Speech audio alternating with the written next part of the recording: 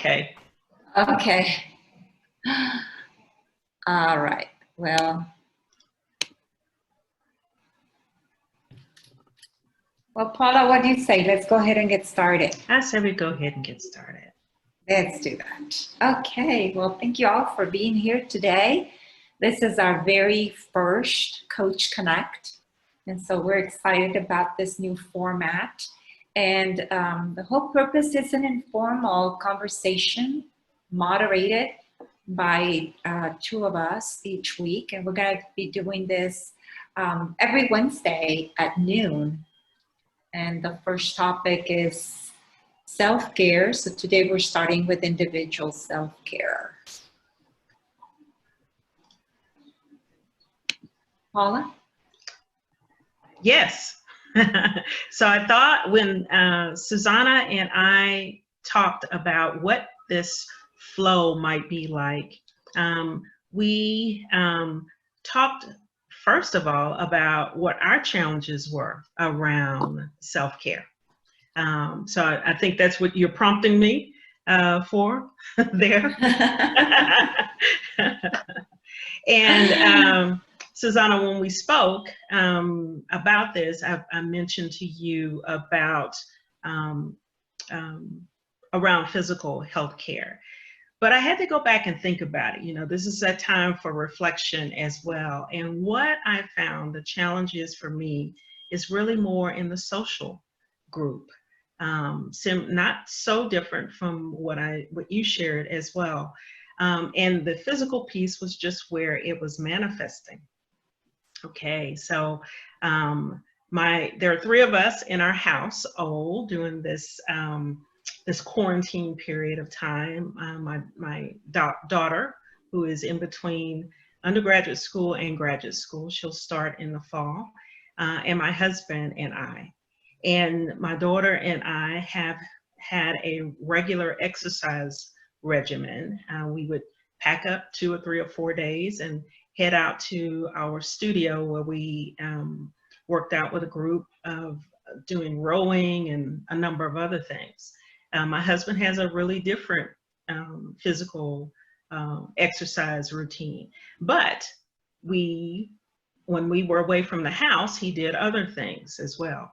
Now that we're in the house, all of us in the house, my daughter and I do our exercise routine virtually. Our rowing studio is offering that virtually. However, because we are in the house, my husband feels excluded. He didn't feel excluded when we were actually leaving the house, but now he feels a little bit excluded from it. So I am having to readjust and look at what does it mean to be in a house with people, but not necessarily be with those people. So that's something that we're navigating here on our end. How about you, Susanna? I think what's happening to me is trying to find the time to have my own space and my own time while living with other people in the house. And, you know, if you have a big house, then there is space, you know, you can go to the backyard or whatever. But when you don't, finding a nice way to do it without hurting other people's feelings, but yet taking care of your needs and finding that space to be by yourself, and that time to be by myself for reflection, for meditation, for whatever, sometimes can be a little challenging. Mm-hmm. Mm-hmm. And so we wanted to ask you, you know, what is your number one challenge when it comes to self-care right now? So feel free to add it to the chat, but if you would like to unmute yourself and share, we'd love to hear your voices too.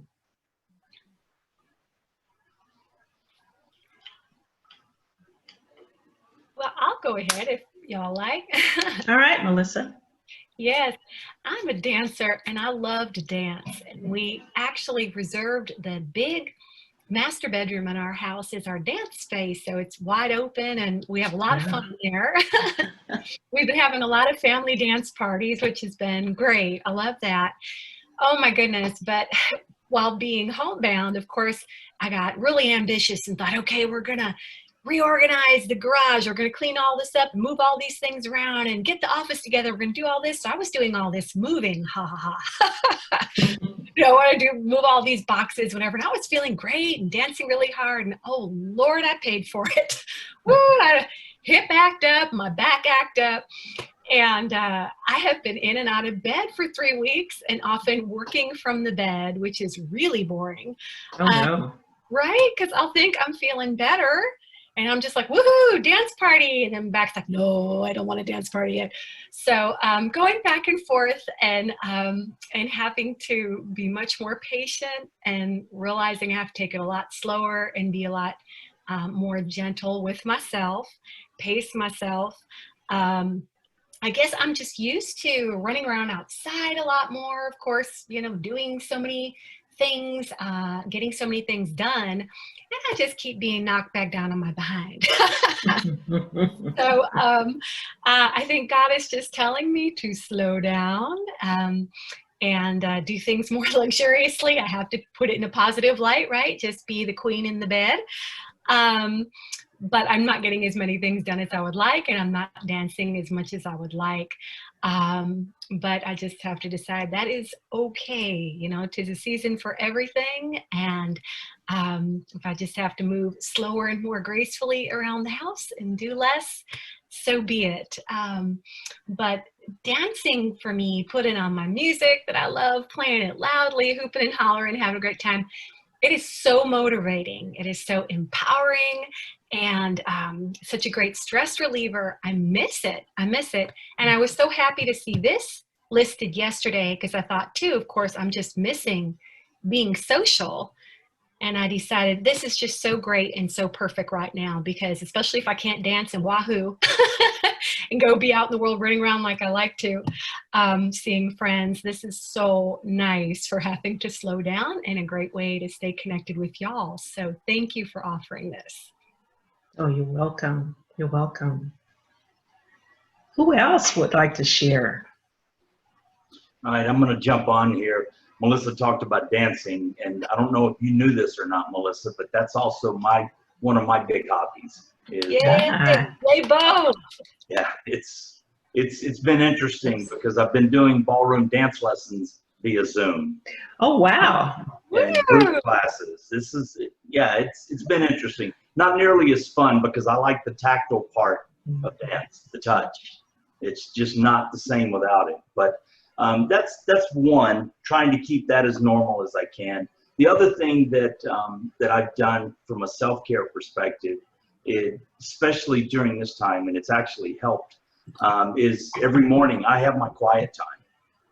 I get up before everybody else is moving, and I'm in my office. It's time to meditate, time to pray, time to read scripture, whatever I want to do that morning, but it's my time.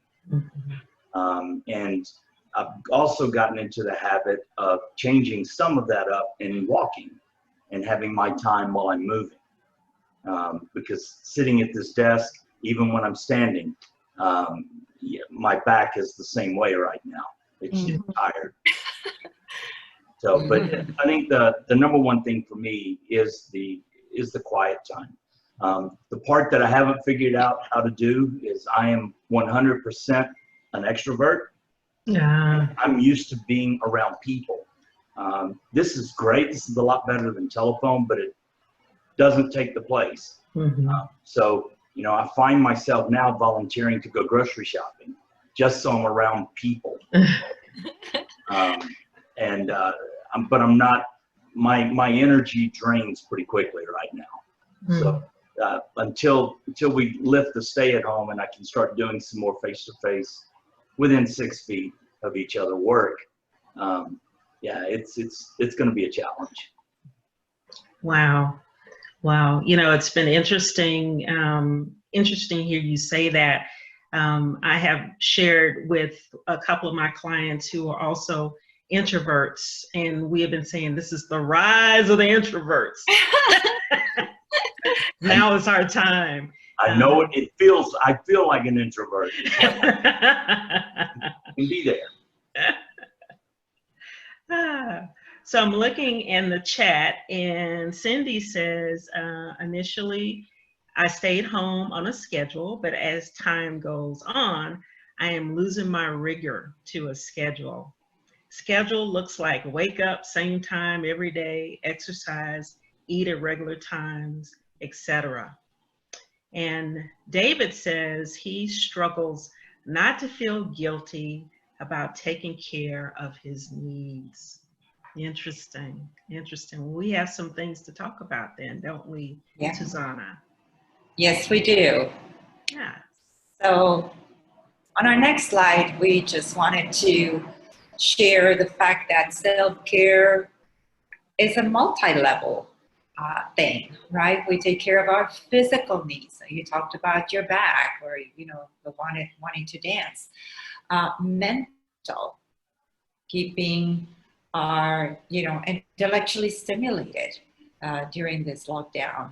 Emotional needs, right? That some of us are have some feelings and emotions that are coming up right now, right? And we're going to talk about this a little bit more in depth. Social, like Bo said, right? If you're an extrovert now, you don't have a choice but to be introvert. And also spiritual needs, right? This is a time for reflection, for putting our values and priorities in order, for having a very special connection. Right. So, may I go on with the next one, Paula? Yes, I did want to share what Melissa Mahan shared here.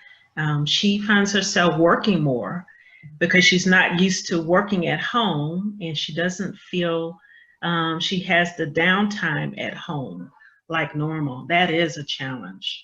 There really is a challenge. Those boundaries between work and home. Absolutely. I resonate with that because all the days start to feel the same. I was on a call this morning and I was like, what day is it? I mean, I can't tell. Is it the middle of the week? Or it feels like the week has just been going on. And it's like, oh, it's only Wednesday. But there aren't the normal markers of different times of the week. And yeah, when you're working from home, the temptation is just to be always working. And I've found if I don't have some sort of routine or boundaries for myself, I'm just wiped out. Absolutely. And I'm just the opposite of that because I've officed out of my home for 16 years now. So I'm used to that. I know how to set boundaries. It took me a while to learn, but I finally figured it out. But the hard part for me with this is I'm not a routine person. I go to the gym different times during the day. It's just whenever I feel like going. I may run up to local coffee and take my computer and sit for a couple of hours and not talk to anybody. I like that freedom to not have a routine. I've been forced into a routine here. Mm-hmm. And and it's completely changed everything. I don't mind coming to my office. Right now, I dread it because I don't get to leave my office. Mm-hmm. Mm-hmm. Absolutely. Susanna? Okay, so what I wanted to share with you here is that as coaches, as parents, as whatever our roles are, we are people who care, who give, who support, who help, who are genuinely concerned about the needs of our clients and others, right? And we do this not because we feel an obligation to do it, but because it is in our purpose to do that, right? And so this can take us in two different ways. One of them is it can be a source of joy and fulfillment and satisfaction. We feel great about what we do. But if we sometimes don't feel valued or thanked, or you know, we can also fall under exhaustion, burnout, victimhood, where we are angry and resentful, and it's not a pretty picture. And so there's a fine line sometimes between feeling the joy of giving, of supporting and helping others, and then feeling resentful and angry about that, right?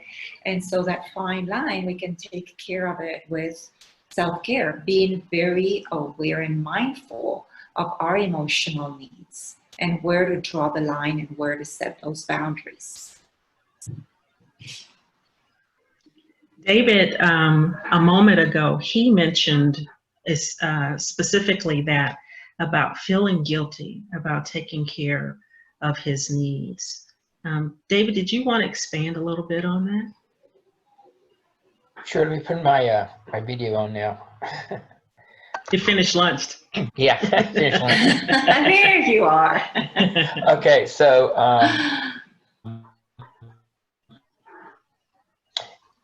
there's lots of things that I'm trying to get done around my house now that I've had this, you know, extra time, and so I'm trying to get all these things done. But I don't know if I'm going to take care of myself, because I feel like if I take care of myself, then I'm putting off other things that I need to be doing. So I have this guilt going on where if I'm not doing what I think I should be doing to take care of these projects, then I'm letting myself down or letting the family down. And then, you know, on the other hand, I'm not. If I take time out to take care of myself, I feel like I'm kind of guilty, some guilt, because I'm not doing these projects. So I don't know really how to classify that, but that's kind of how I feel. I'm in this no-win situation. Between a rock and a hard spot there. Yes. Yes, and it's very common to feel that way. And maybe it's more so because we're all at home, you know, you're not able to get out and do things. And, you know, I found that one of the things I'm doing is I'm going through, I'm cleaning out closets and decluttering the house and things like that. Well, normally what I would do was when I finished that, I would take all that stuff to like Goodwill or someplace like that. Well, those places are closed. So what am I supposed to do with it? You know? So the things you try to do that we may require other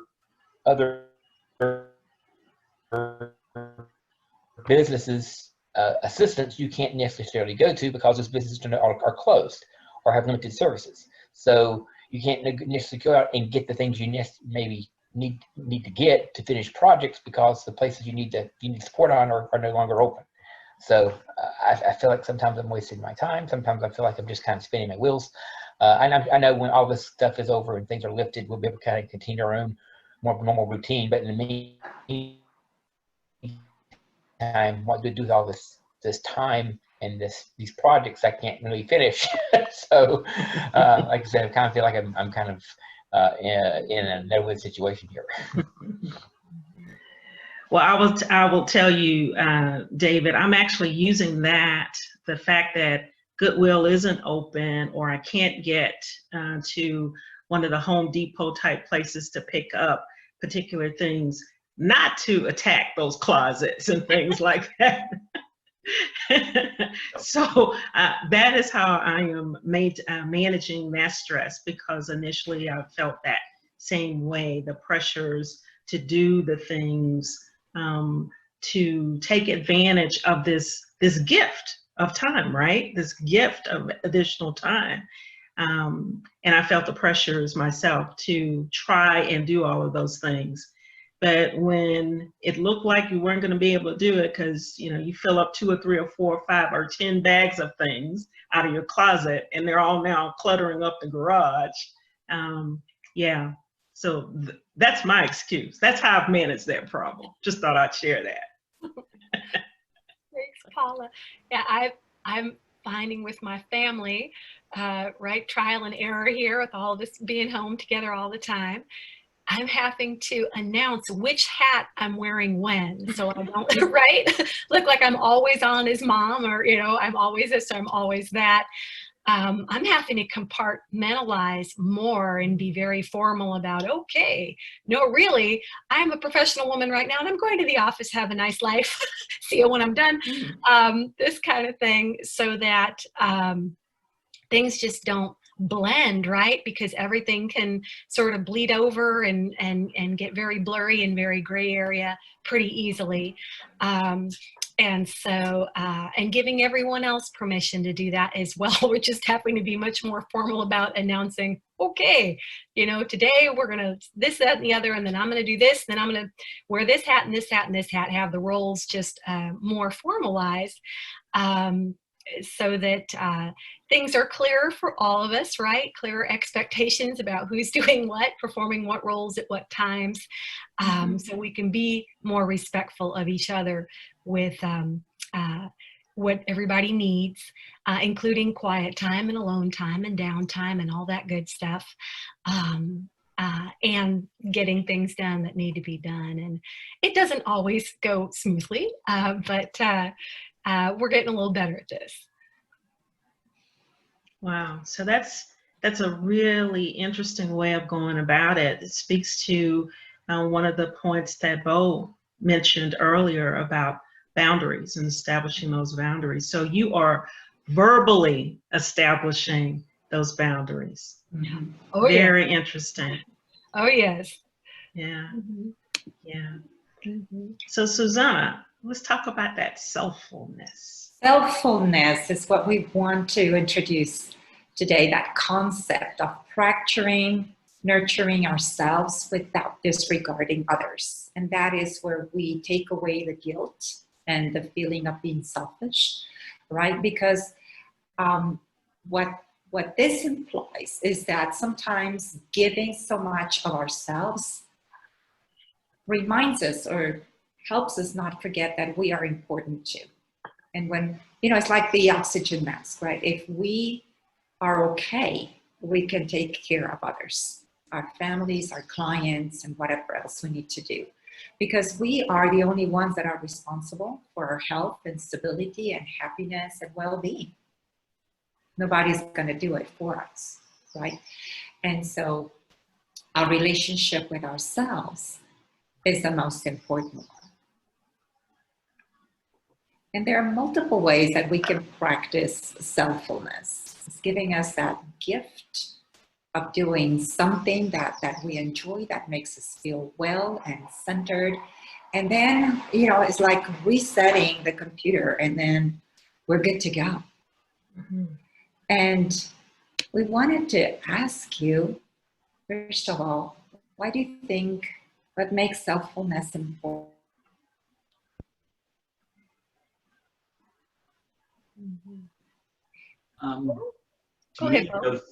To me, it goes back to what the flight attendants tell you on an aircraft. Put on your oxygen mask first.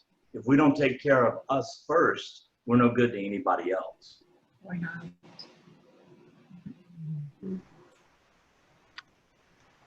Absolutely. I think too, it's easy to minimize the unseen weights that we all feel during this time. I mean, it's not just the normal things of working with our clients or day-to-day activities. At times I've felt like there's this little conversation in the back of my head that's constantly going of thinking about, okay, you know, will I run out of toilet paper? Or when am I going to get groceries next? Or how is this going to impact, you know, things long-term financially? Or there's all these extra questions that we aren't normally having to navigate, and the compound strain of that is taking energy that we may or may not realize is going out. So for myself, it's really being aware of, you know, this is a very draining time, and what am I doing to make sure that I'm recharging and getting supported in that, because there's just a lot. And now that you say that, Carissa, you know, I find myself being okay and optimistic and happy and and creative most of the time. But last week I had a meltdown, big meltdown. There was one day last week when I just gave myself permission to experience all kinds of emotions, right? And I was so afraid of doing that because I felt like I was afraid of spiraling downward, right? And then I said, no, it's okay to feel this way. This is what I need to take care of myself right now. And sure enough, after that, the next day, I was fine. And so we were wondering, how do you currently practice self-fulness? What you said, Susanna, reminded me of one thing, because when we hear the term self-fulness, at least for me, there's an initial kind of wince of, oh, I don't want to be selfish. We're trained not to be selfish, but it seems like it's not selfish, it's really self-awareness, that being aware of what the emotions are, what do I need to do in order to be stable. So anyway, that was my little aha as you were talking, that it's not selfish, it's self-aware. Mm-hmm. Yes, thank you both for that. And the term is new to me, self-fulness. That's really beautiful. And I love what you said, Susanna, too, because of course, most of us were used to showing up really strong and have great ideas and know how to help people. I was just sharing with a family member last night, I'm used to being out there helping people just constantly, and it's really different to have to be at home. I can do this by Zoom, but it's a very different thing, and making donations, but I'm not on the front lines or bringing supplies like I have been before. So very different capacity right now. But the self-fulness is beautiful because, again, as you were saying, Susanna, of course, we still have to have our full range of emotions, right? Because if we're trying to be strong all the time, we get really off balance.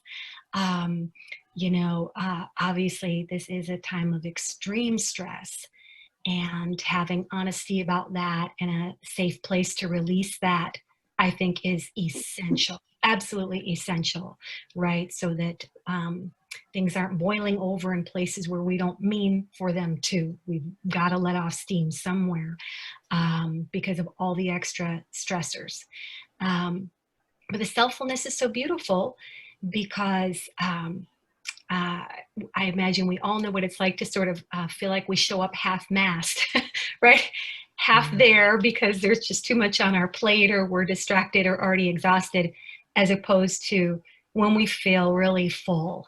We feel whole, we feel solid, we feel grounded, we feel connected to our Creator, we feel happy about ourselves and our lives, and just much more full, and have that big heart to share with people. I certainly strive for that. And I know there's, there's a big difference. So I like that term. I'm glad y'all introduced that. Thank you, Melissa. Mm-hmm. Is there anyone else who would like to share? I'm just listening and learning a lot. When you prepare for something like this, you feel a pressure to have all the answers, but really I am learning so much just being here and listening to all of you around this concept of self-fulness. When I think of self-fulness, I think about it as an investment. It is an investment in ourselves. It's an investment in our resilience. And more than ever, we need that strength around resilience. So the more you put into your little resilience investment bank, you're better prepared to navigate the struggles as they come up, right? So self-fulness is that investment. That's how I see it. Mm-hmm. Yeah, you can see it as a bank, you can see as filling your jar, you know, whichever analogy you want to use. And I wanted to add something else, which is being self-full is also showing self-love and self-respect. Mhm. It's not a weakness, it's not selfishness, it's also being a role model for others. Yes. Because when people feel like they don't deserve taking care of themselves because their beliefs, their belief system is to always put others first, then you're constantly running on empty or falling into a cycle of sacrifice that is not good for anybody, right? You are not in your best mood, you're not your best self, you're not able to give others all the love and caring and nurturing you want to. And so that self-neglect is what we need to avoid. And always keeping that jar full or that bank account of compassion, self-care, resilience, self-love is extremely important. Mhm. That cycle of sacrifice is very unhealthy, not just for ourselves, but for everybody around us. I love what you just said, Susanna, two things there that, well, in my experience, for example, obviously, if there's a time of crisis, if there's a real emergency, when we have to step it up and give it our all for as long as it takes, that is just necessary. But of course, that's supposed to be temporary, right? You know, like a doctor, sometimes doctor works 24, 48 hours straight, but then goes home and sleeps for 2 days, right? You know, so big, huge energy outlay, and then huge break to rejuvenate, refresh, come back together. Another boundary issue here, again, is just, you know, if we have to go into hyperdrive for a period to keep it temporary and honor the fact that, okay, I've had to put out some huge energy here, I must make time to get really quiet and rejuvenate myself after this, because no one can maintain that constantly. That is just a recipe for burnout. And I love what you said about the role modeling, because obviously when we're really at our best, we really love ourselves, we love our lives, regardless of what's going on. You know, it is not about that. It's not circumstantial. It's just real. We are truly happy to be alive and loving other people. People feel that. There's such a difference when we show up with that joy for life. That just it feeds other people's inspiration and motivation, and sparks their joy sometimes again, right? It's contagious. We all help each other with that. Again, Paula, what you said as well, you know, just all of us trying to show up at our best. So obviously we're juggling a lot right now, but definitely trying to continue to show up at our best. Absolutely. Thanks, Melissa, for sharing that. Yes, ma'am. Susanna, you ready to move on? Ready to move on. So there's an article that Paula shared with me yesterday or this morning. I can't remember. Yesterday. Yesterday. All the days are running in together. I know. And this is a fabulous article that I hope you will have the time to search for, you know, just search by title and author. It's fabulous. And so basically it talks about, you know, being at our best and what do we need to do. And so the first one that he talks about is be curious about your own mind. And he says, you know, we usually act in autopilot. Every time this emotion shows up, we act this way. And so it's all about stopping and pausing, observing, you know, why am I doing it this way? You know, what's another way to react to something? And on a side note, on another resource that I read a while back, it's about, you know, when emotions show up and you get this uneasy feeling, whatever it's like, ask your emotion, what are you? Are you anger? Are you frustration? Are you sadness? Are you resentment? Are you fear? What are you? And once you recognize those body sensations that allow you to name that emotion, the next question is, where do you come from? And find the thought that is generating this emotion, right? So we can better deal with it in a healthy way. The second thing the article tells you is be compassionate with your suffering. When we're in pain, when we're hurting, we're suffering, right? And just treat yourself like you would treat your best friend. So instead of being hard on yourself like we normally are, it's more about taking a rational and gentle approach to it. Be very kind with ourselves. The third one is to be flexible in our behaviors. And again, you know, when stress and painful emotions show up, we always have a pattern of reacting to things, right? Habitual patterns. And we get stuck in that. And the only thing that happens when we get stuck in those behaviors is that we make the problem worse. We don't find a solution to it. And so just creating that awareness about that. And then be very assertive about our values. Because when we spend our time avoiding feeling or experiencing negative emotions, we're just running away from them, and we're not really taking a deep look at what's really important in our lives. So we spend all our time and energy running away from emotions that are uncomfortable, and that same time and energy is time that we could spend really looking into that and what's important in life.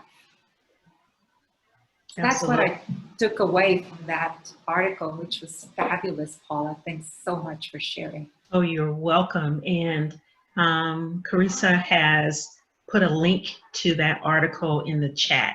So grab hold of that, everyone, if you'd like to have a read at it. It really is a very good article.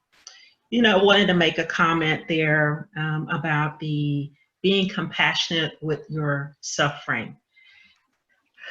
Way too often, many of us tend to treat ourselves pretty badly when we're feeling badly. And the thought that resonated with me in something else that I read was treating ourselves as we would a very beloved friend. Treat yourself that way. If your friend, very good friend, came to you and they were feeling angry, you wouldn't lash out at them and tell them they were, you know, you're stupid, you're wasting your time with that emotion. You would listen to them. You would affirm them as people. Why can't we do that for ourselves? Being compassionate with ourselves is huge in the time that we're in now, as well as every day. Being our own best friends is very, very important. Yeah.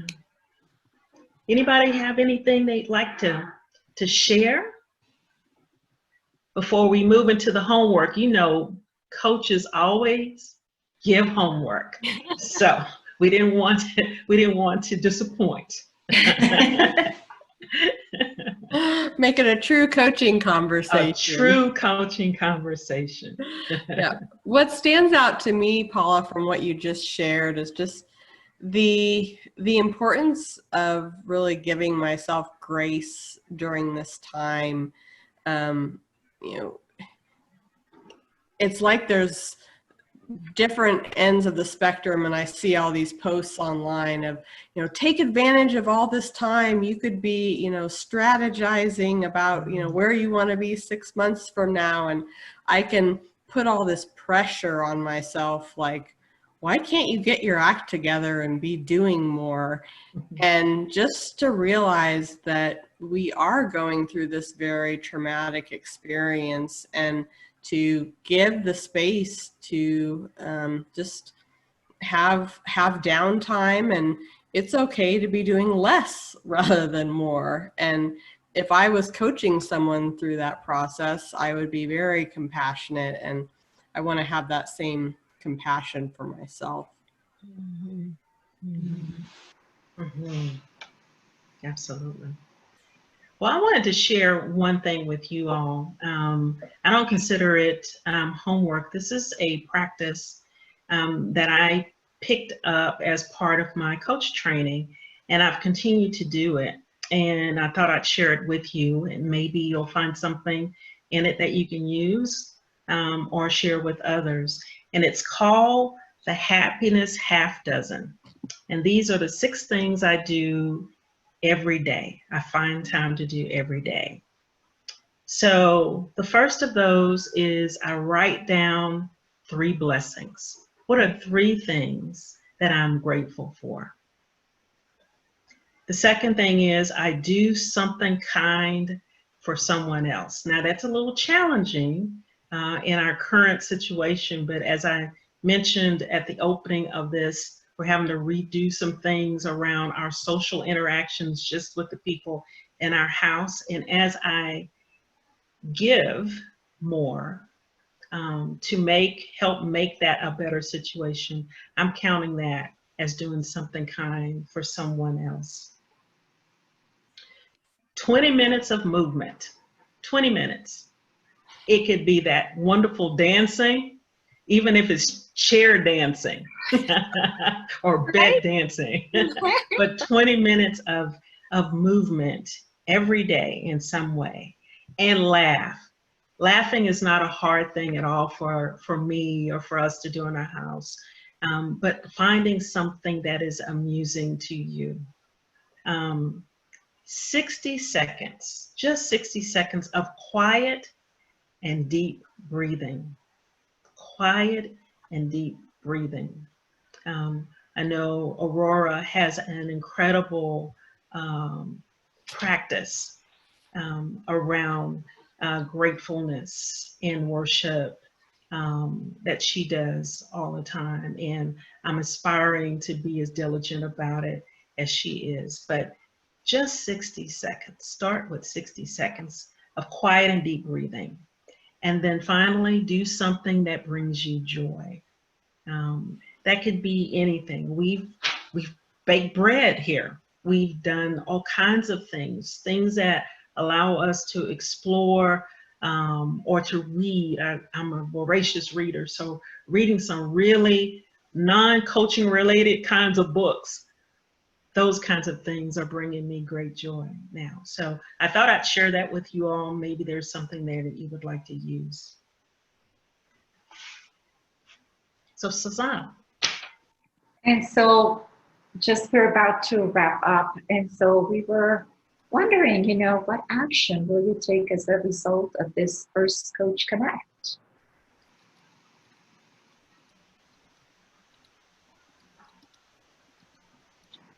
And I'm going to speak for myself. I love your happiness half dozen.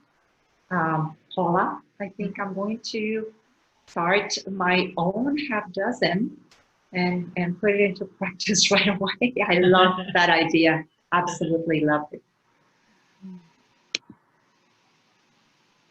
Yes, I love the gratitude practice. I've just got to have that every morning, first thing with my prayers, got to do the gratitude. That just sets my day off on the right track.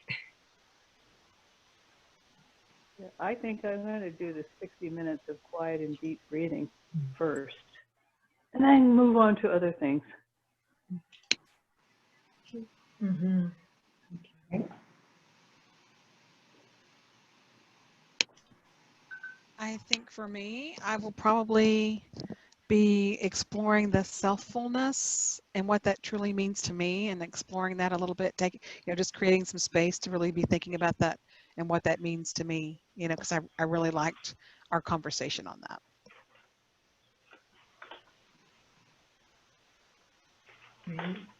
So as a coach in an organization, one of the things that I did was I hosted a mindfulness lunch activity 3 to 4 times a week. And what I've noticed since being at home, I don't do that. And so I think the trigger for me in this was recognizing some of the things that I did for myself when I went to work every day, I'm no longer doing, and there's no reason I couldn't do it at home. Mm-hmm. So it was a great reminder. Very good.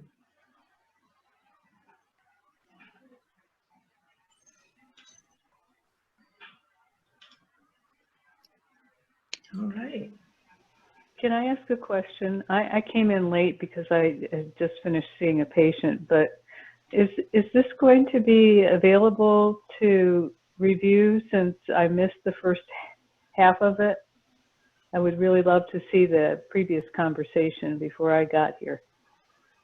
Barbara, when I scheduled these on Zoom, I am pretty sure I did automatic recording. It is recording.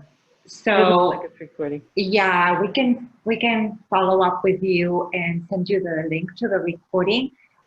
May I ask you to email me as a reminder because I don't want to forget. Sure, I'd be happy to do that. Thank you. Okay, just secretary@icfsa.org. Okay. Okay. All right. Okay, and just to finish up, we have a quote for you. And whoops, no, hold on. That's before then. Here we go. So it's just a reminder that self-care is extremely important so we can have that bank account or that jar full all the time and replenish it on a regular basis so that we can give, have that energy, that love, that caring, that resilience, that compassion versus the cycle of sacrifice that we talked about and that constant feeling of running on empty. Absolutely. That's beautiful. Very good. Thank you all for joining us on this very first Coach Connect. We were excited just to see such interest to be able to come together like this, and we're going to make this a weekly happening where you can, drop in for a few moments or the whole thing, but just an opportunity for us as coaches to have water cooler time, both professionally and personally, and that we really get to support each other in what we do, but also exchange resources as well. So thank you for being a part of this. Right now, we're going to continue with a series of different topics related to this self-care theme. So we have 3 more sessions related to that, and then we'll move on to other themes. So if you have topics or burning questions that you think would be a great focus for these, be sure to let us know and we can use them to create more content. A couple of other thoughts that come to my mind is, we first said that these Coach Connect sessions were going to be 45 minutes long.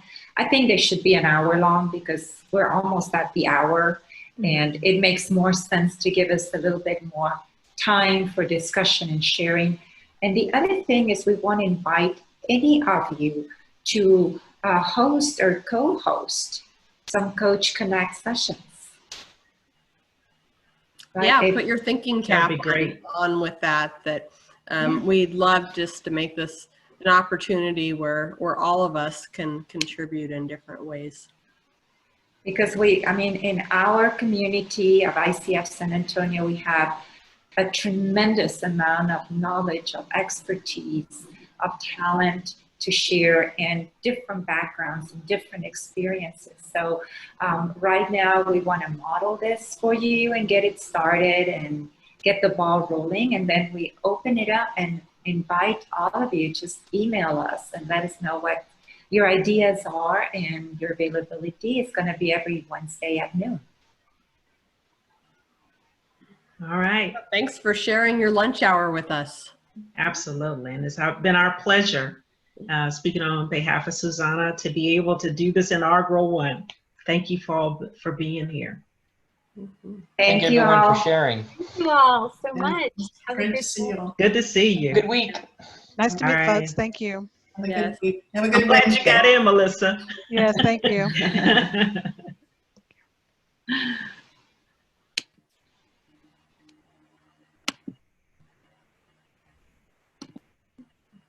All right. Well, it went well. Yes, great job. See you later.